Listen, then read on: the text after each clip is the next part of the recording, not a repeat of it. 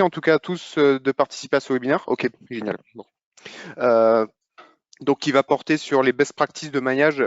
Alors, au niveau des pièces et du système d'alimentation, donc des best practices dans Molflow.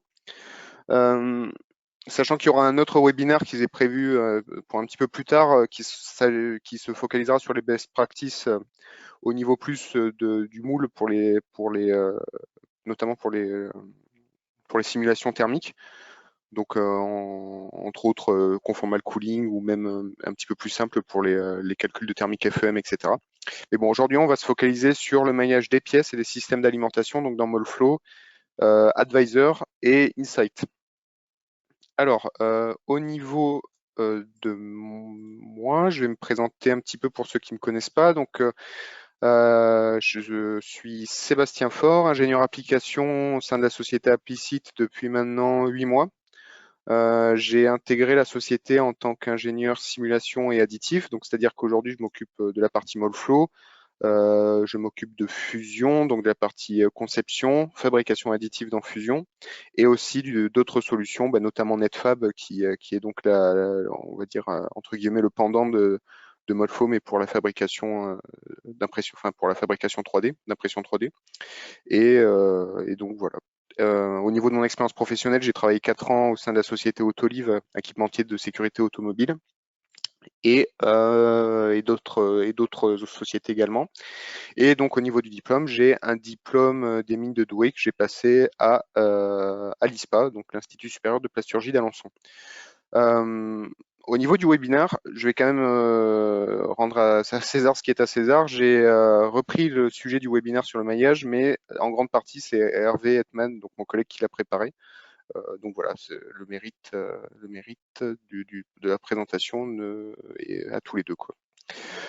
Au niveau de l'actualité, pour retrouver l'actualité de ce qui se passe chez Applicite, vous pouvez aller sur notre site et donc aller dans l'onglet Agenda. Donc avec cet onglet-là, vous allez pouvoir regarder donc toutes les formations qui se font au niveau interentreprise, les webinaires qui sont prévus, et autres actualités, quoi, tout ce qui est salon, etc. Donc concernant Modeflow, mais aussi toutes les autres solutions Autodesk que délivre et qu'intègre Applicite.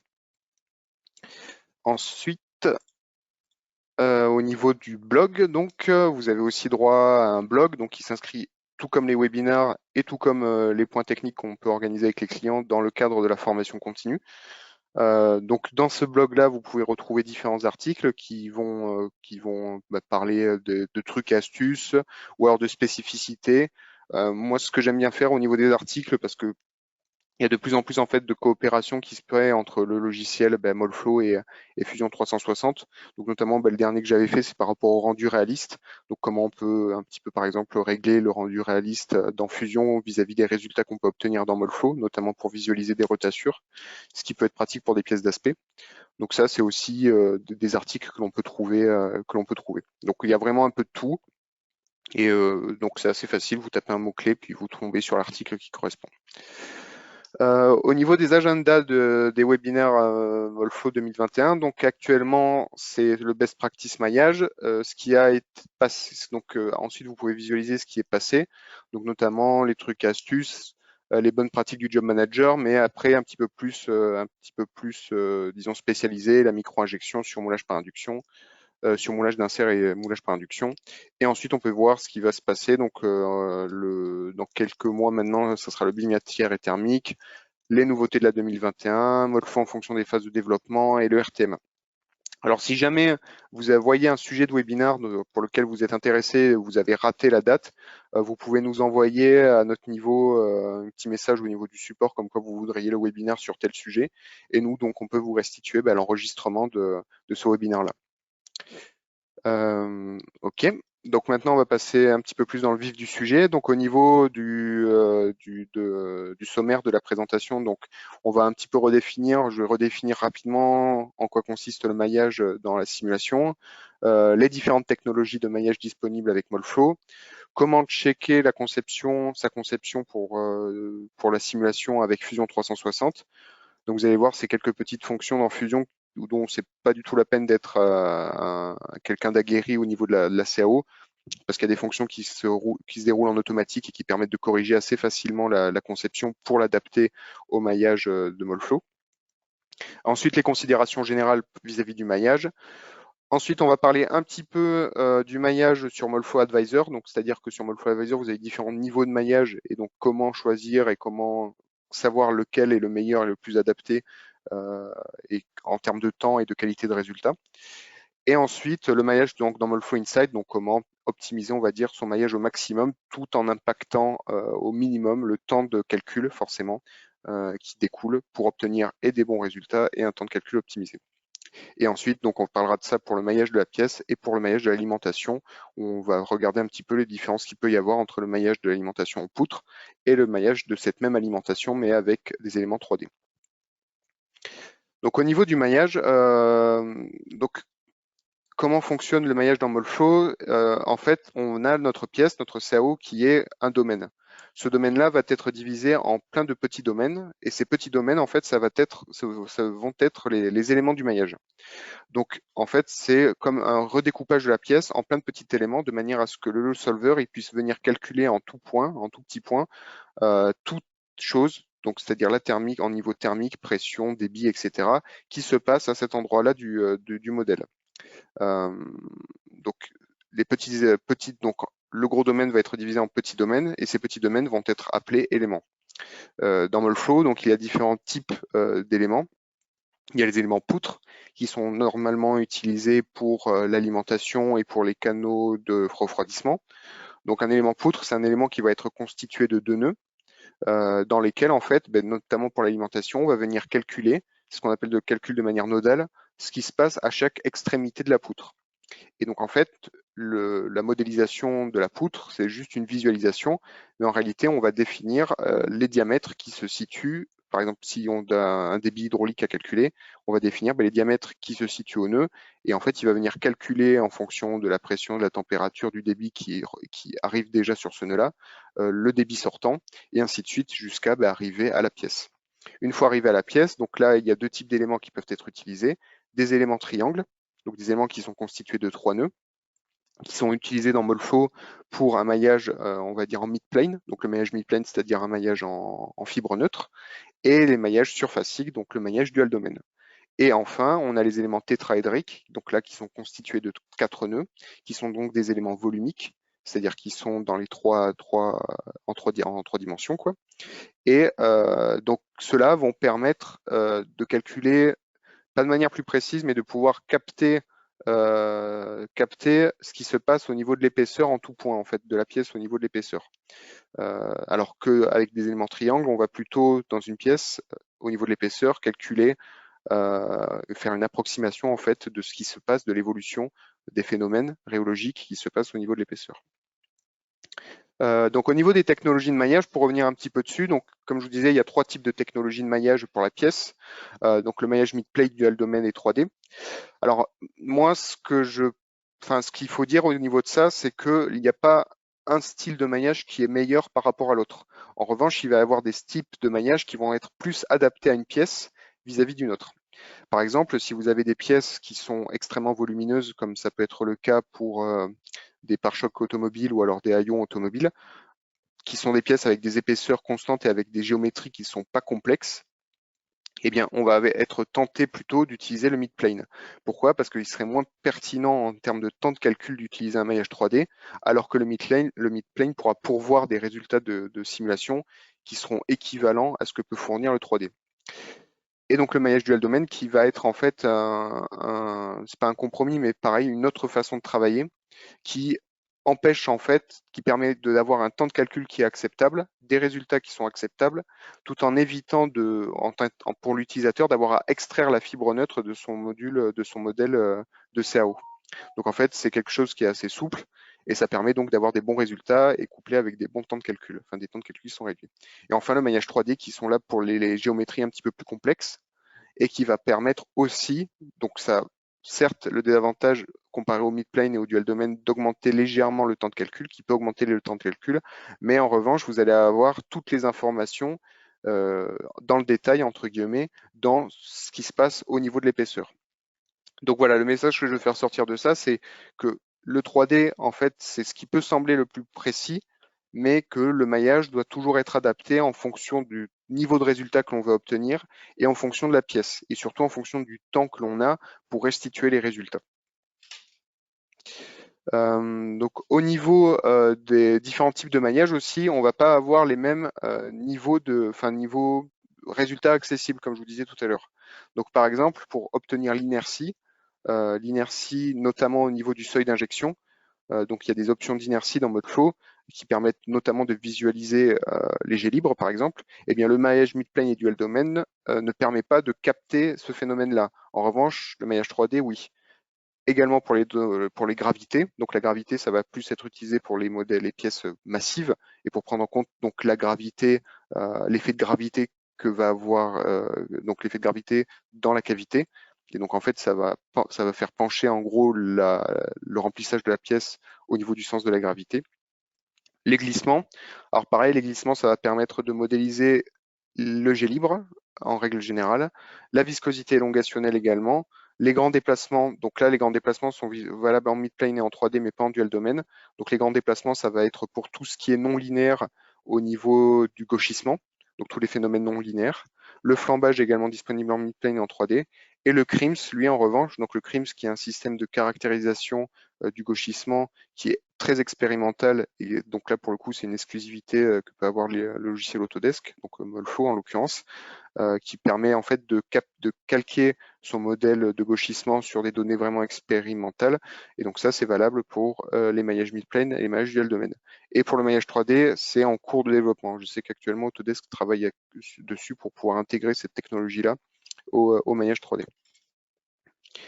Au niveau de la vérification de la CAO, donc là on a parlé un petit peu de toutes les considérations au niveau du maillage, mais avant de mailler sa pièce, il faut qu'elle soit préparée entre guillemets au maillage.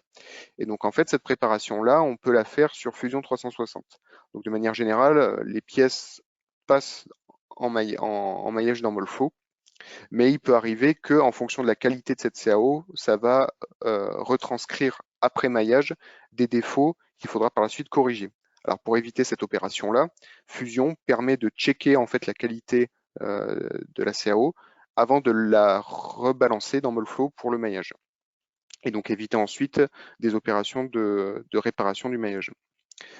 Donc au niveau de la vérification et des options de vérification, il y a une option dans le module conception, dans l'onglet solide, qui est inspecté. Et donc là, ce que ça va faire, cet outil-là, il va vous permettre de scanner entre guillemets la CAO et vous dire si la pièce est OK pour l'importation dans Molfo, et dans ce cas-là, vous n'aurez aucun souci au niveau du maillage, ou bien elle va permettre de vous dire OK, il y a dans ces zones-là, dans ces surfaces-là, des intersections de surface, par exemple dans la conception, et donc soit elle va permettre de le corriger automatiquement, donc corriger les intersections de surface, ou bien vous les isolez de manière à ce que vous puissiez les corriger manuellement dans Fusion. Et donc à noter qu'au niveau des manipulations dans Fusion, par exemple moi j'arrive à corriger assez facilement des pièces en modèle surfacique, et pourtant je ne suis pas, on va dire, un expert en conception CAO, quoi. Donc voilà, ça permet de pouvoir corriger la pièce avant l'importer dans Molflow. Donc ça, c'est quelque chose qui est quand même assez facile d'utilisation et utile. Et aussi, il y a une autre vérification qui est possible, qui est la vérification d'interférence. Et donc cette vérification-là, c'est quand on veut importer des modèles avec des inserts notamment, pour des calculs de déplacement d'inserts, ou même pour aller un petit peu moins loin, des calculs juste d'échange thermique entre insert et pièce. Donc il y a un outil qui va vous permettre de détecter les interférences dans votre assemblage. Donc c'est-à-dire qu'avec ça, même s'il y a un petit problème d'interférence, il va le détecter, et il ne va pas seulement le détecter, il va venir le corriger. Donc c'est-à-dire qu'il va venir soustraire le volume en interférence. Donc ça, ça c'est paramétrable, soit le volume de matière de l'insert, ou soit le volume de la pièce. Il va vouloir soit vous le recaler, soit vous venir faire une opération booléenne dessus. Et donc là, ça permet en fait de pouvoir importer sans qu'il y aurait ensuite des problèmes au niveau de la connectivité des éléments, notamment. Et donc ça va permettre notamment de pouvoir faire des corrélations un petit peu plus exactes au niveau du maillage entre l'insert et la pièce. Donc voilà, ça c'est un autre outil qui est assez facile d'utilisation. Ça se fait, vous voyez, en en un clic sur l'onglet, enfin sur l'option insert, et ça permet donc de pouvoir dégager facilement les assemblages et de pouvoir les adapter en fait au maillage dans Molfo. Autre petite astuce qui est possible dans Fusion, c'est l'outil scindé. Et donc avec cet outil-là, vous allez pouvoir faire par exemple une scission, on va dire, sur une surface. Donc là, en l'occurrence, c'est sur un cylindre. Et donc cette scission-là va permettre en fait, une fois que le maillage lancé, le maillage va venir suivre cette scission. Alors cette scission, elle est purement virtuelle entre guillemets, c'est-à-dire que physiquement, elle n'est pas présente sur la pièce, mais elle est visualisable sur la CAO. Et donc en fait, Molfo va venir se réadapter à cette scission et adapter le maillage. Alors à quoi ça sert? Ça sert à avoir, vous voyez, une ligne directrice entre guillemets sur le tour du cylindre dans le maillage. Et donc au moment de faire une étude de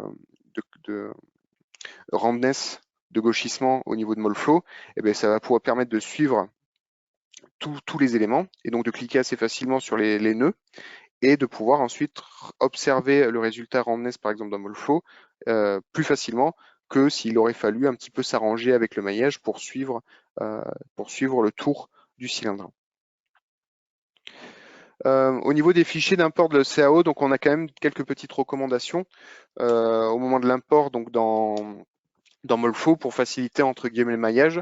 Au niveau des formats types de maillage, on sait que le STEP, le SAT ou le natif, donc c'est-à-dire tous les 4 parts, etc., se maillent extrêmement bien dans Molfo et donc permettent d'avoir un maillage, on va revenir un petit peu plus tard dessus, mais adaptatif, et donc qui permet de voir vraiment une bonne qualité de maillage sans avoir à retravailler les éléments par la suite après le génération de maillage automatique.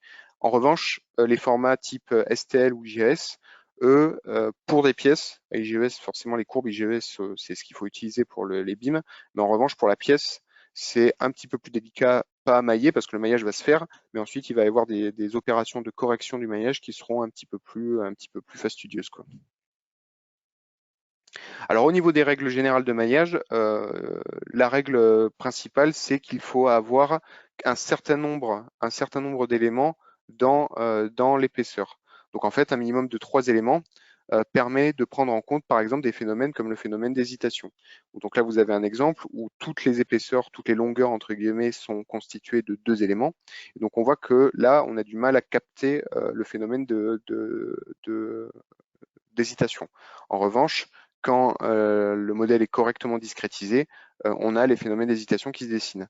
Donc là, c'est juste une indication, une petite indication au niveau du maillage de manière générale, en sachant que de toute façon, l'algorithme Molfo, donc l'algorithme de maillage de Molfo, va vous permettre de vous restituer directement ce qui se passe en bas de l'écran.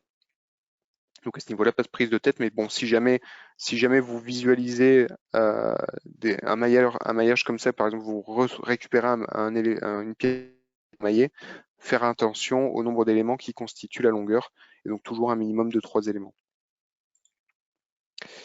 Non, ça je l'ai montré. Aussi, donc le niveau de discrétisation, donc ce qu'on appelle discrétisation, c'est le niveau de maillage, va permettre de capter aussi des lignes de joint qui ne pourraient pas être captées avec un maillage trop grossier.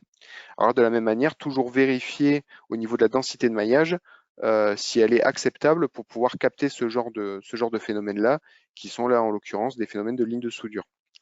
Pareil, de la même manière, l'algorithme Molfo de base, il va vous permettre de restituer des résultats qui sont ceux-ci, là, ceux qui sont au niveau inférieur.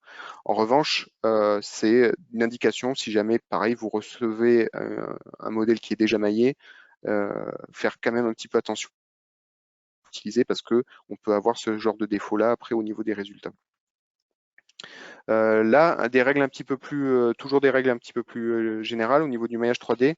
Donc le maillage 3D va vous permettre de capter par exemple le cisaillement qui se situe dans l'épaisseur de la pièce, mais dans les coins, dans les angles, il va falloir quand même un maillage plus fin, de manière à pouvoir en fait capter le phénomène d'augmentation du cisaillement qui se situe au moment donc du changement de direction du front de matière.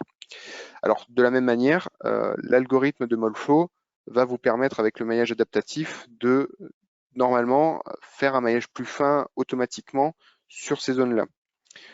Cependant, c'est pour ça que j'insiste là-dessus, parce que si la pièce CAO est mal préparée ou mal adaptée, il est possible que le mailleur automatique l'oublie. Et donc dans ce cas-là, bien faire attention, par exemple si c'est une pièce en format STL, bien faire attention par la suite que le maillage est bien localisé ici et bien raffiné localement, donc au niveau des coins. Maintenant, on va parler un petit peu plus du maillage dans Molflow Advisor. Donc dans Molflow Advisor, il y a différents niveaux de maillage. Donc niveau 0, niveau 1, 2 et 3. Donc à savoir que forcément, plus on augmente le niveau, plus le maillage va être précis, entre guillemets. Donc en fait, plus il y aura d'éléments qui vont constituer le modèle, mais plus le temps de calcul sera élevé. Et donc, de retour d'expérience et de ce qu'on a pu lancer actuellement sur différentes pièces, on a constaté que le maillage qui permet d'obtenir des résultats qui sont précis, c'est-à-dire de pouvoir capter tous les petits phénomènes qu'il peut y avoir dans des zones compliquées, dans des zones où il y a des restrictions d'épaisseur ou dans des petits éléments de design. Le niveau 2 de maillage permet de capter ça tout en gardant un temps de calcul et un nombre d'éléments acceptables pour pouvoir en fait avoir un travail qui est quand même relativement rapide. Donc là, je vais vous montrer un petit peu ce qu'on a pu faire au niveau expérimental. Donc là, c'est la visualisation de ce qu'on obtient avec les différents niveaux de maillage. Donc on peut constater notamment que le niveau 0 est constitué de 188 000 éléments, 6 tétraèdres dans l'épaisseur. Niveau 1, 412 000, 8 tétraèdres. Niveau 2, 10 tétraèdres dans l'épaisseur et plus d'1 million d'éléments. Et niveau 3, 4 millions d'éléments et 12 tétraèdres. Donc déjà, vous voyez, par rapport aux préconisations qu'on donne de base, on se penche plutôt vers le niveau 2 parce qu'on sait qu'en élément 3D, donc en maillage 3D, il faut toujours un minimum de 10 tétraèdres dans l'épaisseur. Mais bon, on a quand même voilà, fait le travail de pouvoir en fait observer ce qu'on obtient au niveau des résultats en fonction des différents niveaux, donc dans l'advisor. Et donc là, on constate quoi? Qu'on constate que le phénomène d'hésitation dû à une restriction d'épaisseur est beaucoup plus visible et beaucoup mieux pris en compte dans le niveau 2 et 3. Donc on voit bien là qu'il y a un ralentissement du flux au niveau 2 et 3, ce qui est moins visible au niveau 1 et 0. Et donc aussi, ce qu'on peut constater, c'est le refroidissement au niveau du front d'écoulement, où vu qu'il y a une épaisseur très faible, eh bien, le refroidissement de la matière est beaucoup plus rapide, et par conséquent, on s'attend à ce que cette zone-là soit froide, entre guillemets, plus froide que le reste en fin de remplissage, et donc c'est ce qu'on peut observer avec le niveau 2 et le niveau 3. Chose que l'on n'observe pas, on observe un point froid, mais on n'observe pas avec précision ce point froid. Donc, comme on peut voir dans le niveau 2, on commence à capter quand même une zone à 210 degrés.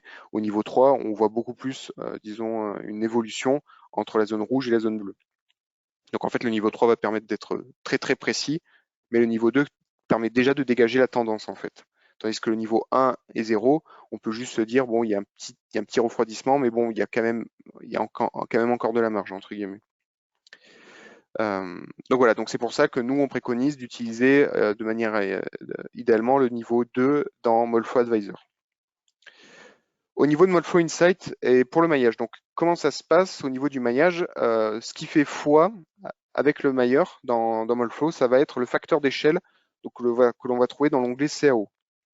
Et en fait, l'élément, la taille de l'élément va être une multiplication entre le facteur d'échelle déterminé et la longueur d'arête globale. Alors pourquoi c'est le facteur d'échelle qui fait foi? Parce qu'en fait, la longueur d'arête globale, elle va s'adapter en fonction du facteur d'échelle. C'est-à-dire que si on a un design qui est massif, eh ben, en fait, le facteur d'échelle va faire que la taille de l'élément ne changera pas. En revanche, si on a des restrictions d'épaisseur ou alors des designs un petit peu plus petits, on va avoir tout de suite une adaptation du maillage sur ces zones-là. Et c'est pour ça, en fait, que l'on dit qu'il faut préparer le maillage de manière à conserver le mailleur en mode CAO. En fait, ce que je veux dire par là, c'est que au moment où vous lancez un maillage, dans le journal d'analyse du maillage, vous allez avoir donc la visualisation du diagnostic, du design, etc. Et puis après, vous allez avoir le maillage qui va progresser. Et au moment où le maillage va démarrer, vous allez voir passage en maillage CAO, une ligne où il est inscrit passage en maillage CAO. Et donc, quand c'est inscrit passage en maillage CAO, ça signifie que le maillage reste avec le facteur d'échelle et donc que le maillage va être adaptatif. Et donc, in fine, il y aura très peu de défauts et le maillage sera parfaitement adapté à votre design. En revanche, si votre CAO est défectueuse, entre guillemets, il va vous inscrire dans le journal d'analyse passage en mailleur STL. Et donc ça signifie qu'il va seulement utiliser la longueur d'arête globale et il va plus s'adapter en fonction du facteur d'échelle. Et par conséquent, vous allez avoir quelque chose, un maillage qui est beaucoup plus homogène. Donc pour des pièces massives, ça pose pas de problème, ou on va dire des pièces avec des designs simples, ça pose pas de souci. Mais en revanche, dès que vous allez avoir, par exemple, une nervure ou alors vous allez avoir un bossage, etc., et ben là, vous allez avoir un maillage qui sera homogène et donc qui ne sera pas adapté pour ces petites géométries-là. Donc, toujours vérifier comment est inscrit enfin, toujours vérifier. De manière générale, ça sera toujours un meilleur CAO. Et de toute façon, si vous passez en meilleur STL, au niveau des statistiques de maillage, vous allez voir un nombre de défauts qui sera beaucoup plus élevé. Même en fait, vous allez voir des défauts là où le meilleur CAO, de manière quasi systématique, vous n'avez jamais des défauts de longueur d'arête, etc. dans les statistiques de maillage. Mais bon, voilà, c'est une indication quand même.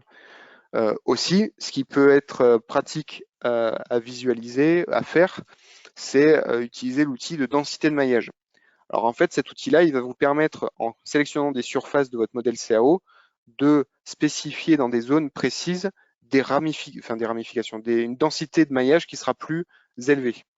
À quoi ça sert? Ça va servir, notamment là, vous voyez dans la pièce en question, il y a une restriction d'épaisseur. Eh bien, ça permet en fait de faire un maillage plus précis dans cette zone localisée et d'éviter d'avoir à, disons, faire un maillage fin sur toute la pièce. Et comme ça permet d'avoir un bon compromis avec la qualité des résultats et le temps de calcul. Donc là, c'est l'outil densité de maillage.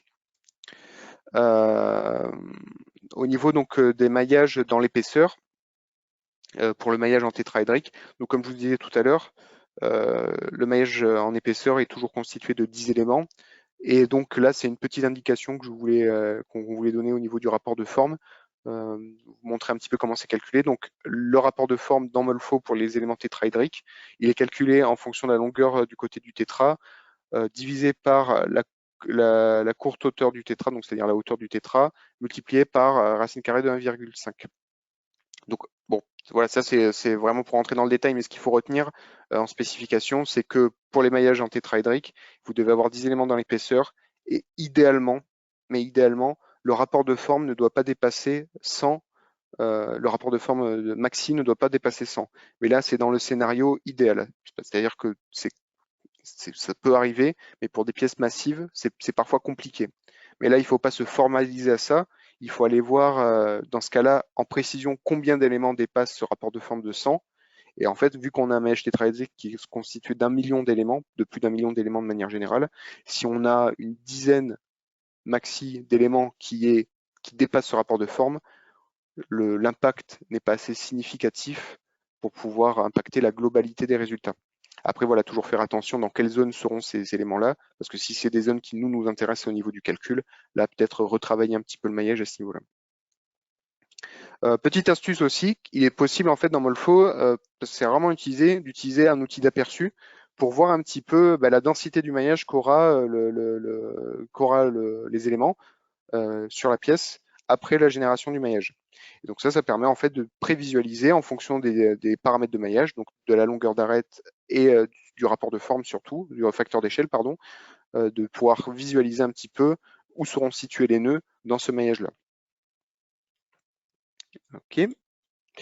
Donc là, une petite présentation, on va dire, du concret de ce que ça donne en termes de résultats, où on a testé 3 différentes dispositions. Une disposition avec un facteur d'échelle 1 programmé dans le maillage, donc on va dire que c'est le facteur d'échelle par défaut. Un facteur d'échelle 0,5, pardon, où donc là on va avoir un nombre d'éléments qui sera beaucoup plus important, parce que forcément le facteur d'échelle a été diminué, donc les arêtes des éléments seront beaucoup moins grandes et donc beaucoup plus d'éléments constituent le modèle. Et enfin, l'utilisation de l'outil densité, où là on a raffiné une zone localisée de la pièce. Donc là en l'occurrence c'est la zone où il y a une restriction d'épaisseur. Et donc on constate qu'au niveau des résultats, avec un facteur d'échelle 1, on visualise encore ce début d'hésitation qu'on voyait précédemment sur les résultats d'Advisor. On le devine, entre guillemets, mais on le voit pas de manière précise. Alors qu'avec un facteur d'échelle 0,5, où là le maillage est globalement plus fin, on le visualise tout de suite, mais avec un facteur d'échelle raffiné, une zone de densité de maillage raffiné, on le visualise également. Et donc là, forcément, la meilleure solution, c'est celle qui est tout à droite, parce que, donc là, c'est les mêmes résultats au niveau de la thermique. Donc là, pareil, vous pouvez constater le refroidissement en fait qui est localisé dû à une épaisseur fine. Avec un facteur d'échelle 1, on le devine, mais on le visualise pas précisément. Avec 0,5, on le visualise, mais bon, toute la pièce est globalement, les éléments qui constituent toute la pièce est globalement plus fine. Et avec le facteur d'échelle 1, mais avec une zone raffinée, on le visualise également. Et donc ce que je voulais dire, c'était que la meilleure solution, c'est celle de droite. Pourquoi? Parce que c'est le meilleur compromis. Elle permet d'avoir un temps de calcul, vous voyez, de 41 minutes, là où pour avoir ce niveau de détail, mais si on utilise un facteur d'échelle global, on a 1h30. Donc, soit, voilà, c'est toujours en fait en fonction de jusqu'où on veut aller, le maillage va être adapté. À quelle façon je dois adapter mon maillage, vers où mes résultats je dois en fait l'étendre. Donc, par exemple, 23 minutes, c'est plus court, c'est le plus court, mais on visualise, on devine en fait les défauts, mais on les visualise pas de manière précise. Avec 0,5, on visualise partout de manière précise, sauf que c'est peut-être pas nécessaire et le temps de calcul augmente beaucoup. Alors qu'avec une zone avec une densité raffinée localement, on va pouvoir visualiser là les défauts de manière précise dans cette zone-là, où on devine qu'il va avoir des problématiques parce qu'il y a une restriction d'épaisseur, etc. Et aussi, on a un temps de calcul qui reste inférieur, là en l'occurrence à 1 heure, donc c'est-à-dire acceptable. Donc là, juste cet exercice-là, il a été fait donc sur le même PC avec le même modèle où on a juste fait varier le maillage. Donc les modifications d'épaisseur aussi, ça c'est une autre option qui est disponible dans Molfo. Les modifications d'épaisseur sont disponibles en dual domaine. Donc là en fait ça permet d'avoir une certaine souplesse au niveau des différentes itérations de calcul que l'on veut faire pour restituer par la suite un rapport, où on voit par exemple sur un certain niveau de la pièce, on va avoir un défaut par exemple d'aspect parce que l'épaisseur est trop faible. Il est possible en fait dans Molfo directement de modifier cette épaisseur-là. C'est aussi possible dans Fusion, mais dans Molfo, si vous gardez un maillage dual domaine, c'est possible.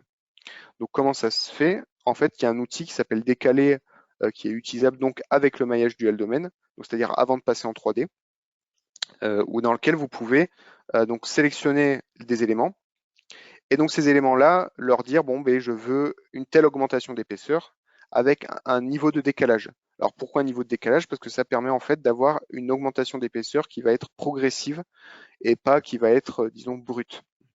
Donc voilà, c'est l'un des petits avantages qu'a aussi notamment le maillage dual domaine. Et donc ça, c'est possible à faire, par exemple, après un maillage 3D, si vous voulez.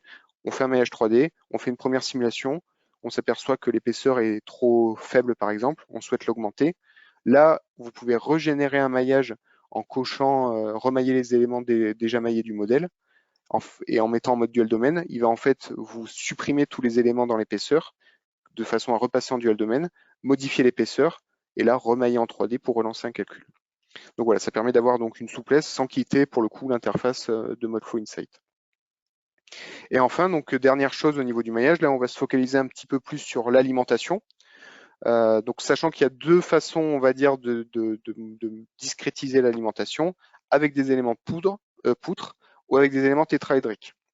Alors chacun a ses avantages et ses inconvénients. Et donc là, c'est à l'utilisateur d'arbitrer entre ces différents avantages et inconvénients, lequel est le meilleur.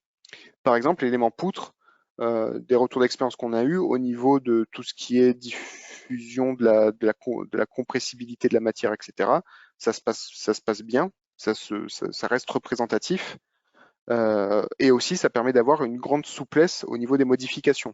C'est-à-dire que là, avec des éléments poutres, on n'a pas besoin d'avoir à modifier une CAO et de remailler la CAO pour modifier, par exemple, le diamètre du seuil d'injection. Il y a juste à aller cliquer sur l'élément poutre et modifier le diamètre directement. Et donc, ça prend très peu de temps. En revanche, il va y avoir tous les phénomènes donc, que je vous expliquais au tout départ dans le tableau, les phénomènes d'inertie, les phénomènes de glissement, qui pourraient éventuellement ne pas être pris en compte avec les éléments poutres. Et donc là, il va falloir passer sur un maillage en tétraèdre de l'alimentation.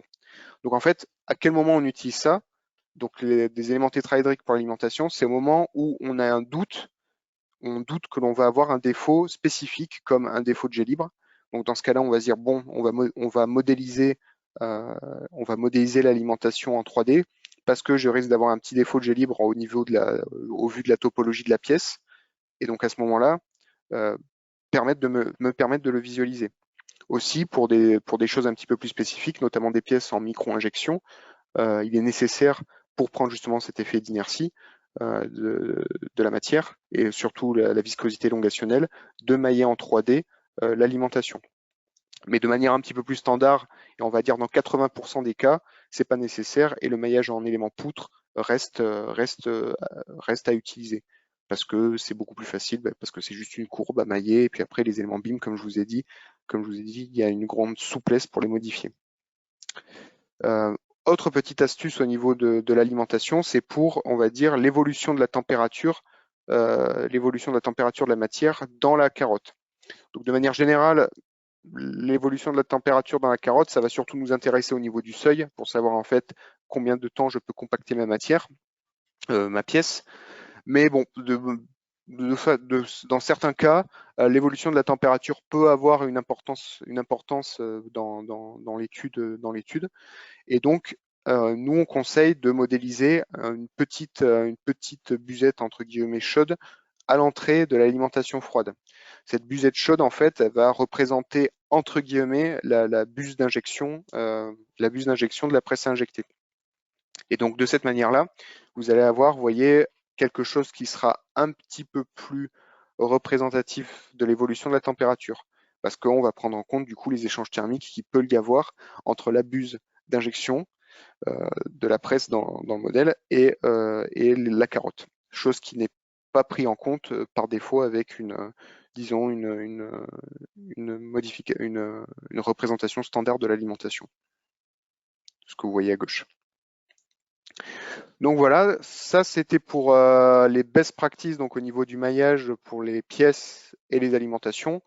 Et aussi, j'ai pu présenter une réflexion un petit peu plus globale sur le maillage de manière générale. Donc ce qui va venir maintenant dans quelques temps au niveau des webinaires, ça va être un webinaire qui sera plus focalisé sur la régulation, la thermique moule FEM et aussi donc toutes les spécifications qu'on peut avoir à donner lorsque l'on maille un moule d'injection pour calculer les échanges thermiques. Donc merci de votre attention et maintenant si vous voulez me poser des questions sur ce sujet-là, je suis prêt à les prendre. Voilà, si vous voulez bien me poser des questions, je vais les lire dans le chat.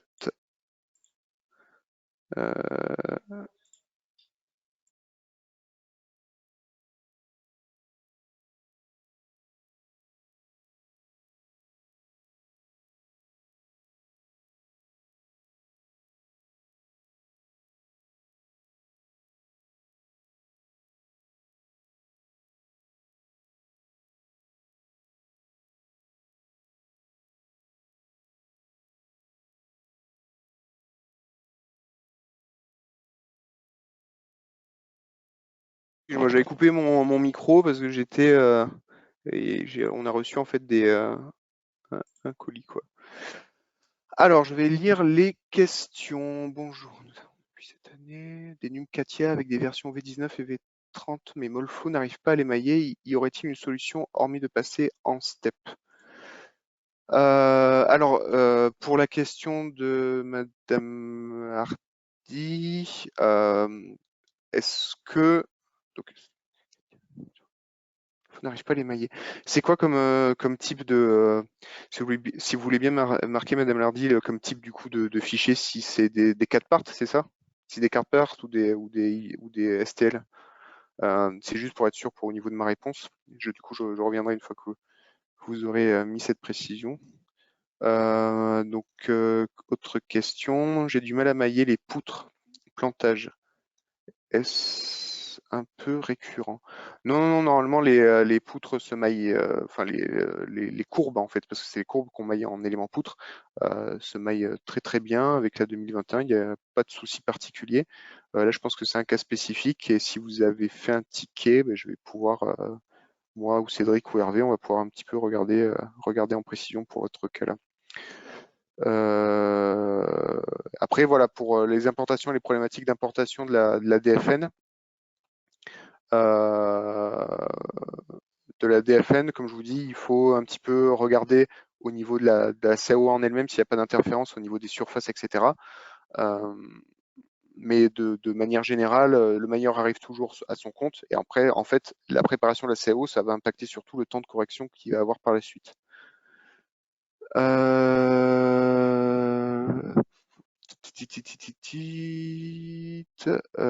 C'est plus de son. Il n'y a plus de son là? Si, vous avez du son là? Excusez-moi. Parce que je vois un message de plus de son. Oui, ah d'accord, ok, super. Ok, super, merci. Donc attendez, parce que du coup, il y en a un petit peu. Ah d'accord, c'est les 4 parts. Donc, non, non, normalement, les 4 parts se maillent correctement. Euh, Après, effectivement, les fichiers STEP qui sont des fichiers neutres sont de manière générale, mais là, c'est pour tous les logiciels plus facile à lire. Mais les fichiers natifs 4 parts, normalement, se maillent correctement. Et donc, dans ce cas-là, ce qu'il faut faire, c'est le passer, donc, comme je vous disais, sur Fusion préalablement et de faire éventuellement le diagnostic que je vous ai montré dans Fusion, donc c'est-à-dire, tac, tac, tac, tac, tac, si on revient dans la presse, ce diagnostic-là d'inspecter. Et donc là, comme vous voyez, en fait, là, par exemple, c'était pour un cas particulier, il y a eu des intersections de surface. Et donc, ça peut arriver, en fait, qu'il y en ait. Et à ce moment-là, ça peut poser des problèmes au niveau de l'import dans Molflow, dans l'import de Molflow du maillage, quoi. Un maillage plus fin dans les zones du point d'injection, est-ce un point important? Alors là, c'est pareil, ça dépend. Pour le raffinement du maillage dans les zones où le point d'injection est situé, de manière générale, moi j'ai envie de dire oui, parce qu'au final, au moment de générer le maillage, c'est juste une case à cocher, donc ça mange pas de pain et ça mange pas de temps. Mais après, de manière un petit peu plus concrète, si on ne s'attend pas à quelque chose de particulier au niveau de la localisation du point d'injection, euh, en soi, ça va pas apporter un impact énorme ou en tout cas significatif en termes de résultats de gauchissement. Alors par contre, voilà, alors j'ai bien vu vos préoccupations, Monsieur Gosset. Vraisemblablement, vous avez des soucis pour pouvoir importer des DFN dans Molflow. Euh, Là, donc si vous dites que vous avez fait un ticket, on va pouvoir revenir un petit peu dessus en précision. Pour voir un petit peu, parce que comme je vous dis, c'est vrai que ça a l'air d'être un problème assez particulier pour vous, quoi. Est-ce que vous avez d'autres questions ou tout est OK pour vous? Ou même des questions vis-à-vis de Fusion, hein, si jamais vous voulez que je passe sur l'interface Molflow pour vous montrer la densité, etc. Ou autre, ou tout est OK pour vous?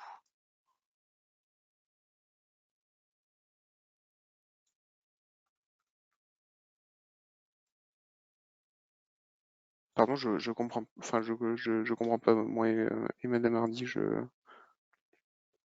vois pas ce que vous voulez dire. Hop, ok, bon, bah écoutez, si, comme je vous disais, bon, pour les questions un petit peu plus spécifiques, revenez au niveau du, euh, du, du support. Et après, oui, comme je disais, pour les problèmes par rapport à Katia, effectivement, donc les fichiers neutres sont un petit peu plus faciles à lire, comme je vous disais, puis aussi un petit peu les inspecter sur les outils que peut proposer Fusion, parce qu'en fait, ils ont été faits pour ça, pour vérifier comment se passe au niveau du maillage les DFN, quoi. Voilà, alors du coup, je vais devoir vous laisser. Je vous remercie d'avoir participé à ce webinaire. J'espère qu'il vous a été instructif. Si jamais vous voulez l'enregistrement pour un petit peu revisionner les recommandations que j'ai faites et les présentations, les diverses présentations qui a été abordées, n'hésitez pas à revenir vers nous au niveau du support ou même envoyer un mail euh, pour qu'on puisse vous retranscrire voilà, cet enregistrement. Merci beaucoup et je vous souhaite une bonne fin de matinée, une bonne journée et à une prochaine fois. Au revoir à tous.